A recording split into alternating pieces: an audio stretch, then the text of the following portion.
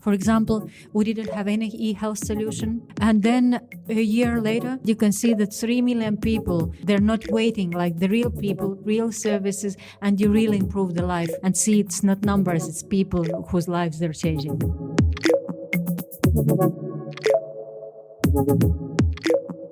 Welcome to this podcast created by the e-estonia Briefing Center. In this series, we invite some of the most influential people in politics and business to discuss all angles of digitalization in Estonia and the world, from past learnings to current challenges and future plans. So take a seat, pour yourself a glass of your favorite drink, and enjoy the art of digitalization.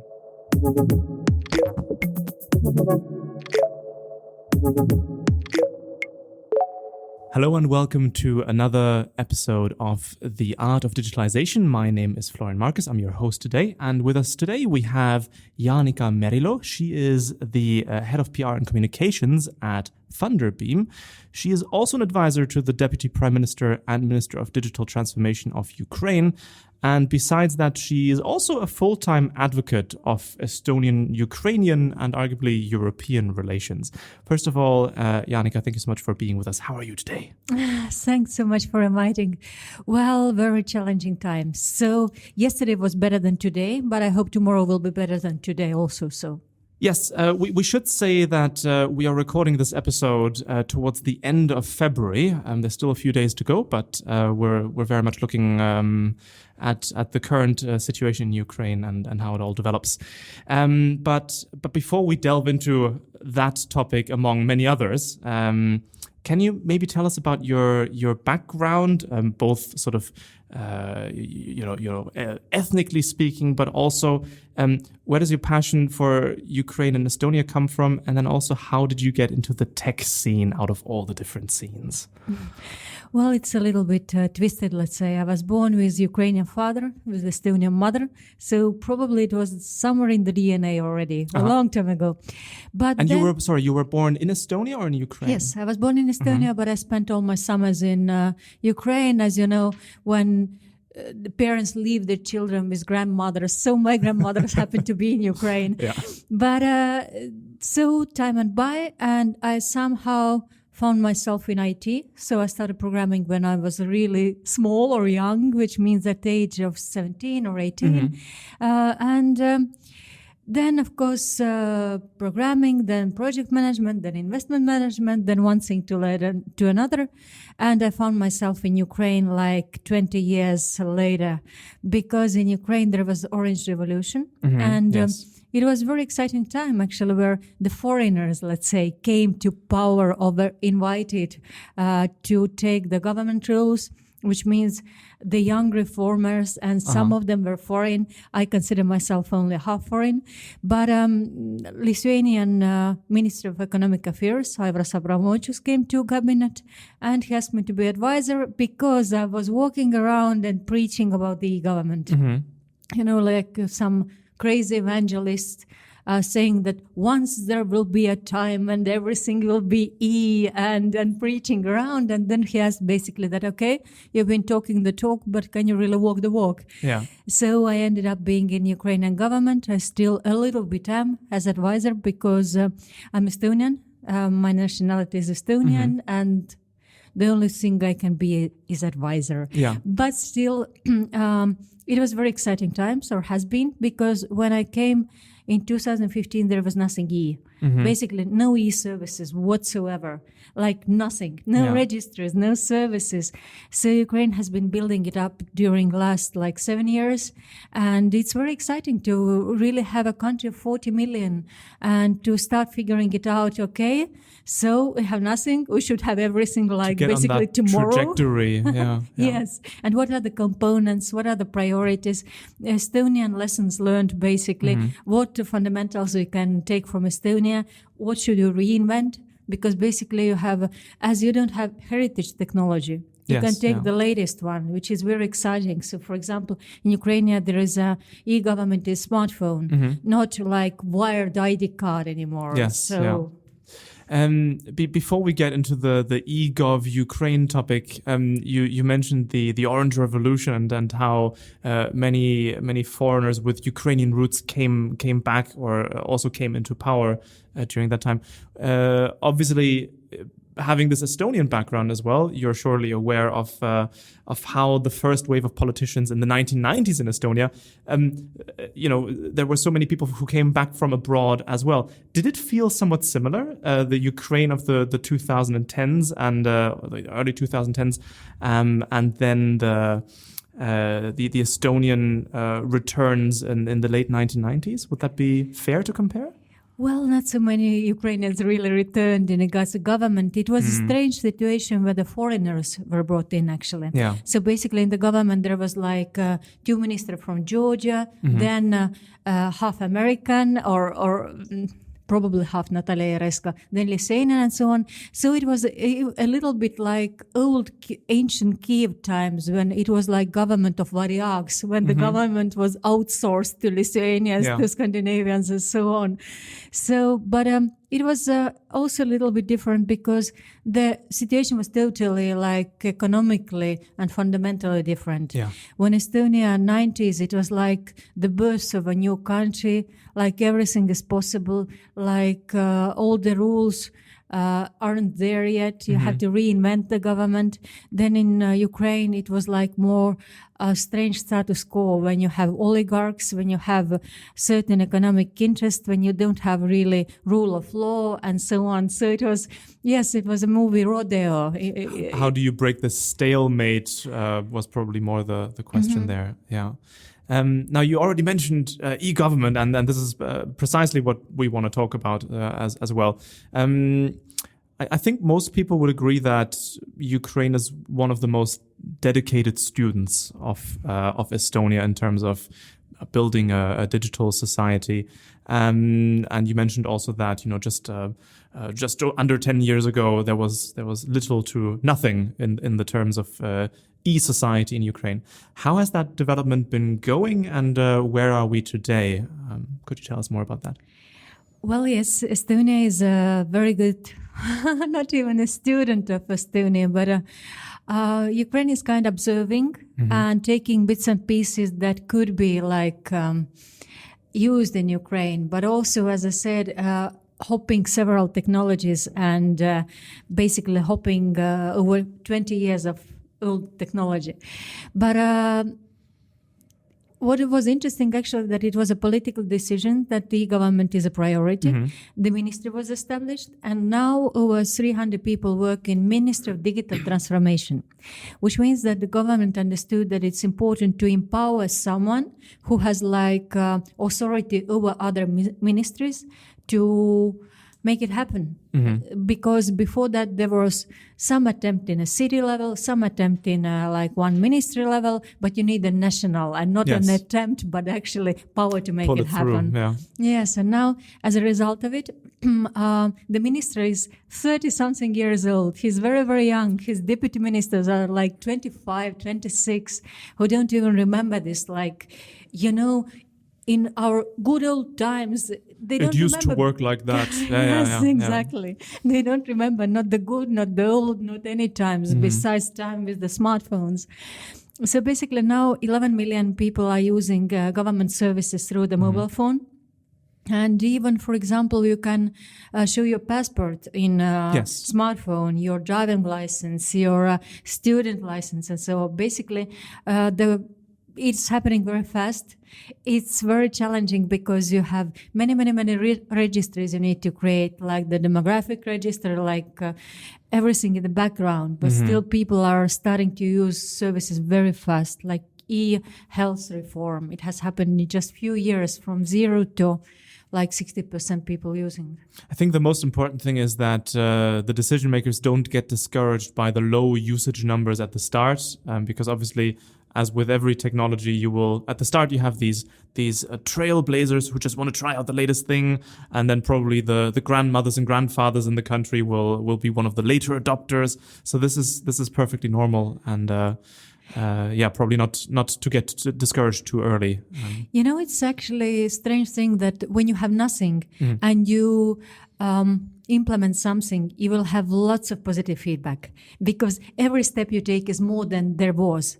And there is like 1/4 or 1/3 of people who are ready to use, who didn't have this kind of possibility. So it's constant positive feedback. And it was really nice to implement also changes in the level of the city, because, for example, we didn't have any e-health solution. People were waiting in the lines to doctor, basically starting from the very early hours in the morning.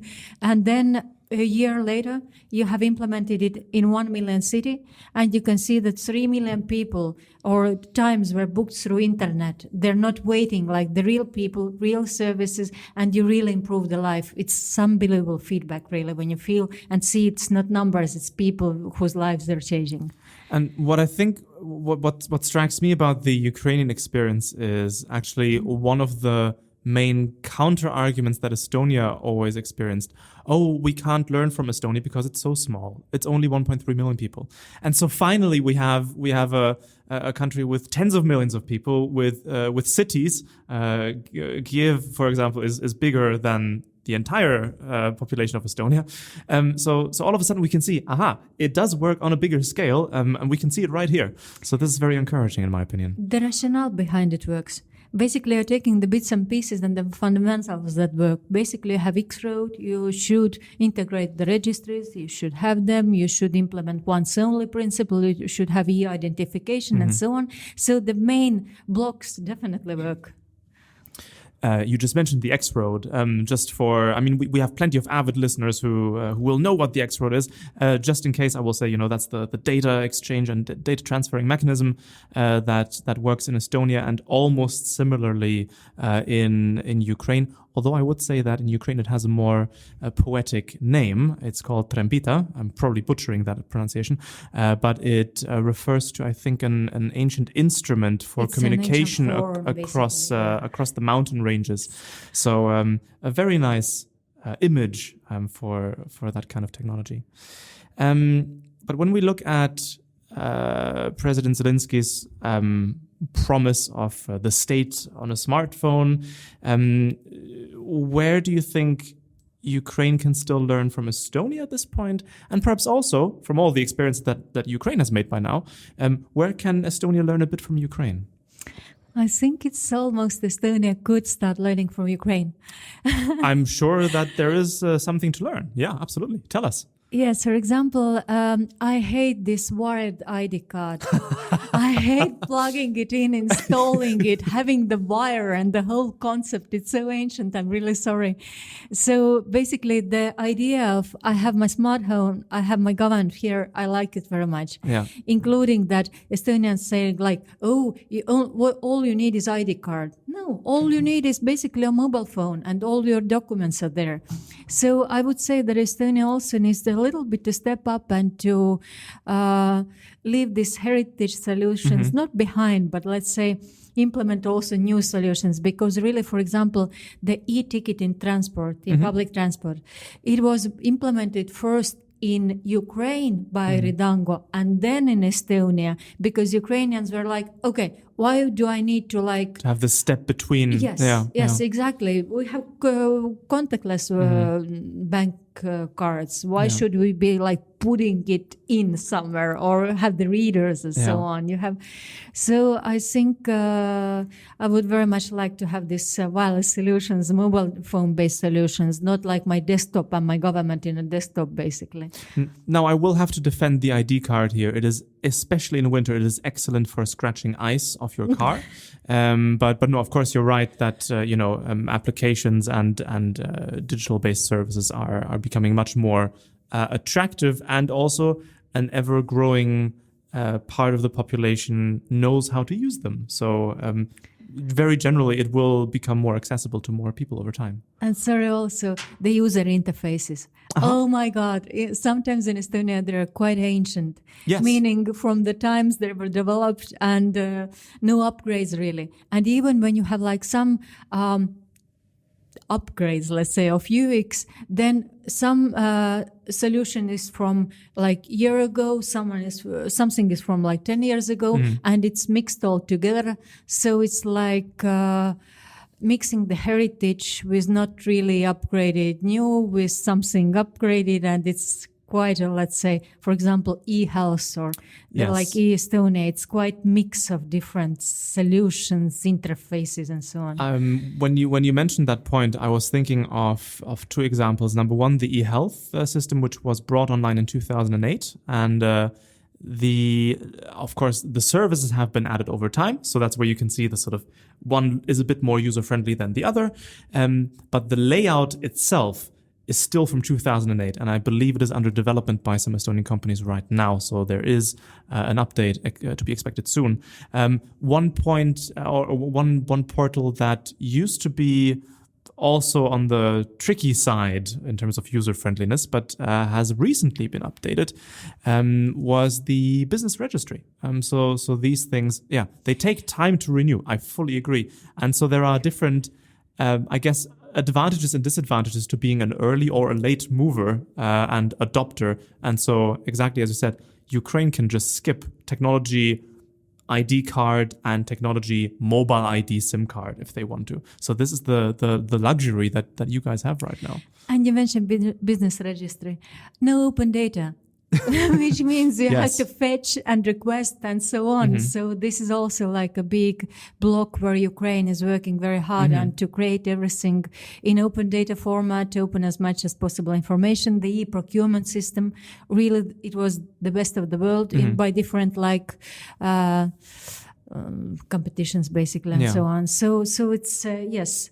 Ukraine has an advantage of late mover. Yeah, so there's plenty to learn on both sides, and I think that's very encouraging overall, because the more different countries have different good sides to show, the better the service quality in the world will be, I'm sure. If we look at the current political situation, of course, it's still very much fluid right now. We don't quite know where things are going.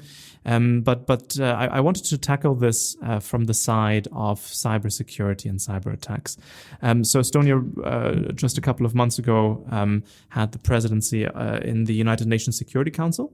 And as part of that, the focus was very much on cyber attack attribution and also putting the digital sphere in context of international law, what constitutes an attack. I think it's fair to say that this work has not been completed because it does take more than a month. And just a couple of days ago, Ukrainian ministry websites and so on were under attack as well by a country that shall not be named. We officially don't know where the attackers come from. But so I guess the question is, what can we do to address digital attacks in the modern age? Is there something where NATO should step up? Is this something that only the UN can solve, or is this something that every country has to decide for itself? How does this work? Help us. Well, the country that we don't name has or is living by methods of cyberwar. And the cyber warfare is basically, or the hybrid warfare, let's say, it consists of several parts. It's information warfare, it's cyber war, it's like classical warfare.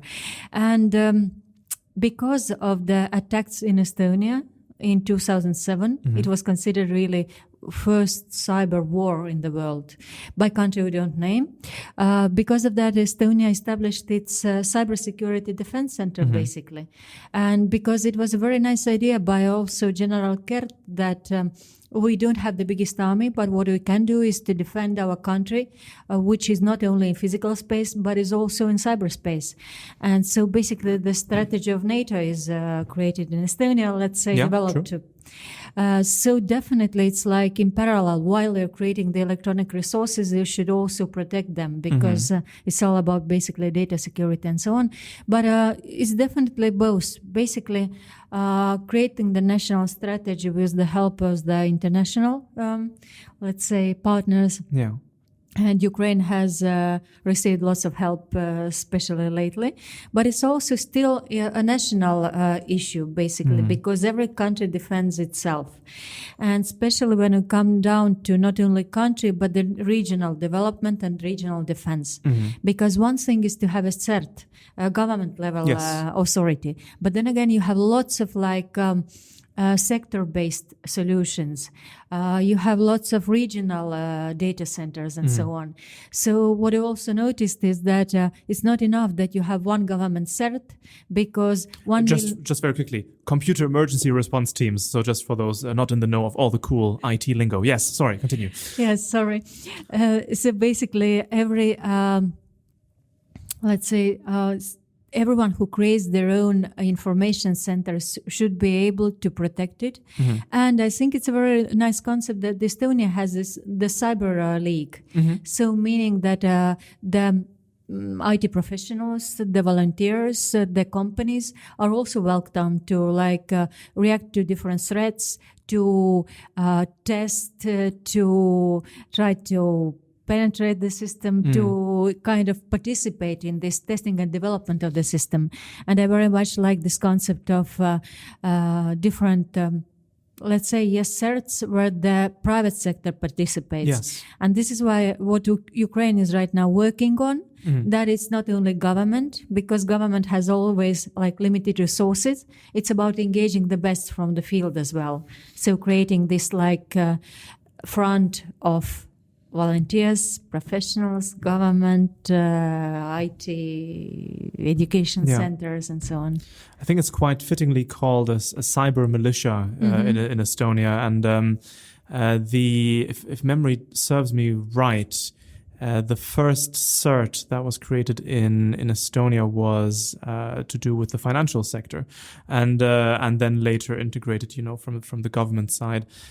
So this to have this overview of the threat landscape for both critical infrastructure providers from the private sector and then also the public sector is really, really important to make sure that you know what's going on in your country. So I fully agree. And sorry, this is very important point also that.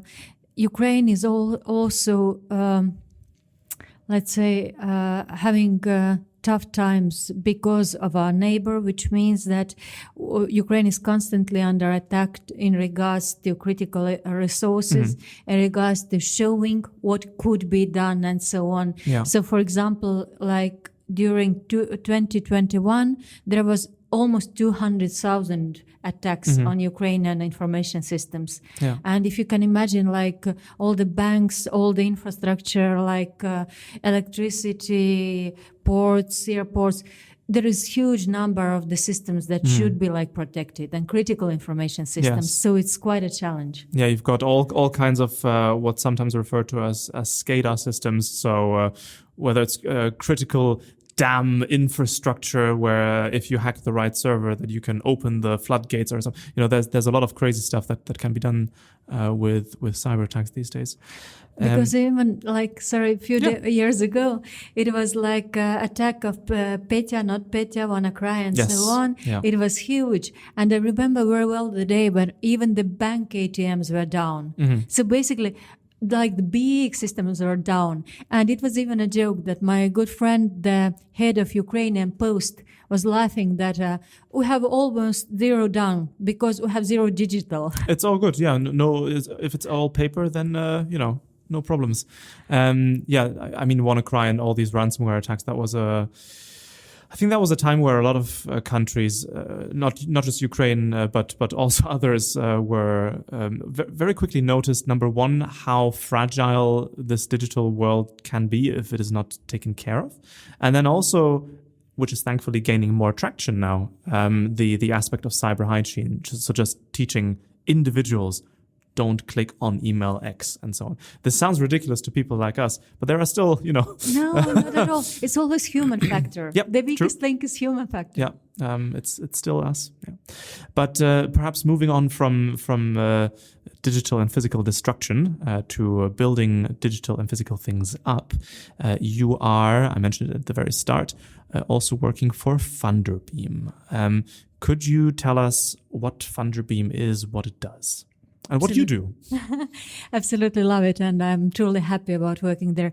It's a very cool, basically almost a stock exchange or a marketplace for early growth companies, which means that basically in NASDAQ, in big stock exchanges, you can only trade by shares of the huge companies. Yeah. But Funderbeam enables to buy and sell shares 24/7 of the young companies, like very cool IT companies, but as well as, for example, Earth Mirror houses or Bike Keeps or Ampler Bikes or so on. So you can be part of this growth story. Yeah. And I'm basically responsible of PR and comms, which means to have the message out and be heard that many cool companies are waiting for investors. It's possible to fundraise, to trade through the system, and globally, basically. We have like 11 countries represented in the marketplace. Well, I mean, you made it into the best podcast in the world, so now you have the right audience for these kinds of things. This is why I'm trying to get everything in as much as possible. Marketplace companies. You're doing great. Is Estonia one of these countries that is part of Funderbeam? Yes. It's Estonia, UK, Finland, Denmark, Singapore, Croatia, and over 60 companies. And it's really cool technology, actually. We have built a small, almost stock exchange or alternative, which is like huge tech behind it, let's say, to have it like up and running and clearing 24/7. It's like even the NASDAQ is open only certain hours. We're open always. A commercial break, yes. All right, now back to the main program. I do have two more questions for you. Number one, if you had to name the 3 next startups from Estonia and from Ukraine that would become, in your opinion, unicorns, which ones would they be? Oh my God, I cannot name from the Funderbeam. I'm not supposed to do marketing. So that's almost unfair because I definitely know 2 of them. Okay. Would it be okay to ask about Ukraine, though, seeing as it's not part of the portfolio for now? Yes, I think actually that they might even come not only from startup sector, meaning that, for example, from Ukraine, there is Grammarly, Deposit Photos, and so on. They might even come from the big software houses, because actually it might even sound strange, but the big IT companies there are really, really big. So, for example, in IT sector works like 300,000 people, and the IT houses like in Estonia, Helmes or Nortal or so on, they have like maybe 1,000 employees, 1,500, let's say. That counts as a big company in Estonia. Yes, it does. But in Ukraine, it's like 10,000. So I think some unicorns might come from this like really strong export-oriented sector, as well as we have 3-4 lined up. That was a wonderfully diplomatic answer. Excellent. Now, I do have one last question, as promised, and that's a very simple one. Taking into consideration the current situation in Eastern Europe, what can Estonians and listeners of this podcast do to help out?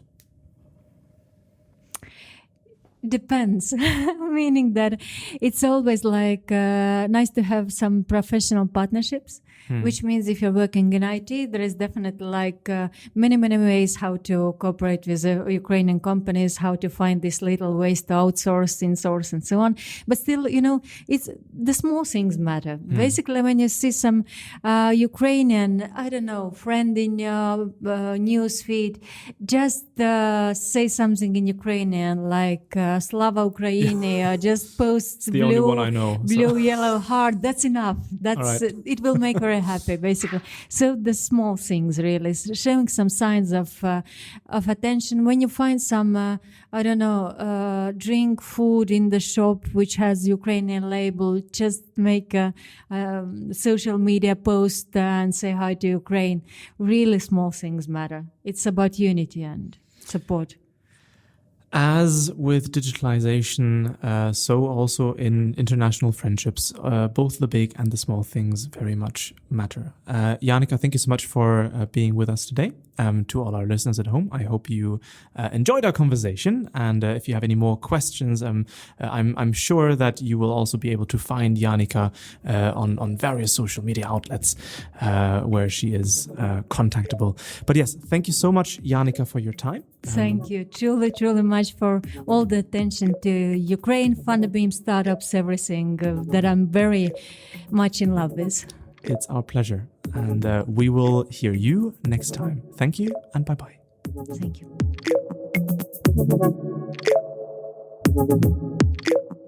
And that's the end of yet another thought-provoking conversation about the art of digitalization.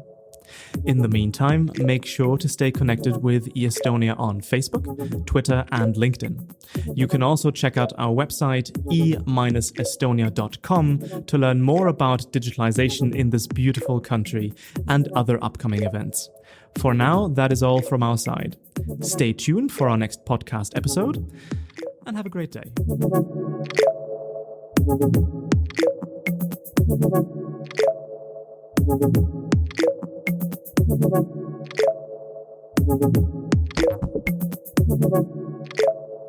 Thank you.